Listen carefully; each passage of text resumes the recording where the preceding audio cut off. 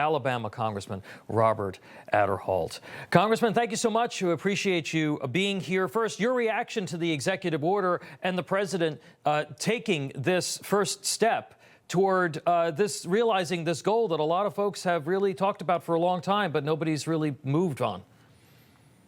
Oh, yeah. Yes. Well, no, I applaud the move by President Trump. And actually, this has been an issue that has been percolating for many, many years. I remember Newt Gingrich talking about this issue probably 25 years ago or longer. And I think there's one thing that we need to do is have moving toward direction of unifying this country as opposed to dividing.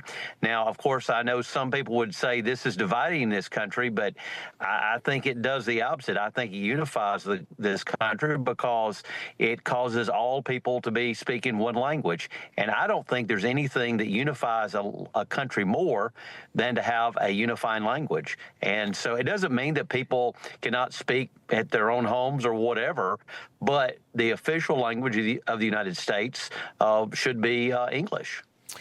Congressman, you have introduced the bill in the House to try to codify these executive orders, this executive order. Talk to us about why you believe that that needs to happen, that legislation needs to happen in addition to this executive action. Well, first and foremost, as you know, when you have an executive order, it only lasts as long as the president in office. But at the end of the day, he won't always be president of the United States, as no president will ever be president for forever. And so when he goes out of office, the next president could change it. And so therefore, putting this into law and codifying it just makes all the sense in the world, so we're not reverting back to multiple languages in this country.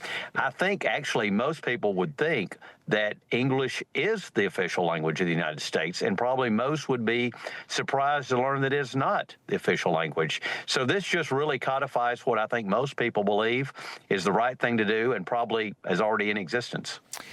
Congressman, like you said, this is a very popular issue. It's a 70-30, 80-20 issue. Why has it been so difficult to advance the legislation that you've introduced for so many years? I think because some people see that as dividing, and that is, like I said, far from the truth. I think it unifies because nothing would be more disunifying for a nation than to have pockets of our country speaking different languages. And you may say, well, you know, I want to go into a public office and I want to see forms in different languages. You know, if I move to another country in Europe or Asia or wherever, I would not expect that I go into another country and they would have English available for me. Right. Sure. I would if I moved to another country, which I don't have any plans to do at this time, then I would actually be receptive of the culture that I'm going to. Yeah.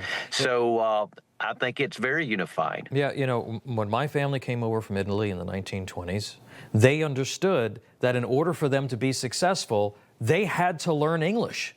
They had to understand the language. They needed to be able to be conversant in English, and clearly that culture has changed over time. Do you think that there should be more stringent English language requirements for citizenship, for instance? Well, I think that would be an excellent idea. I mean, obviously, when someone comes here, it helps them integrate more, easier to find a job opportunity, to participate in the democratic process when they understand English. So obviously, I know that languages are more difficult for some people than the others, but you know, I have found that if someone is immersed in any language, they learn it pretty quickly. So I do think we need to do everything we can to encourage English if you want to live in the United States of America. And of course, obviously, if you want to live in another country, that would be a different situation. Information. Truth is freedom. Is Newsmax. It's real news for real people.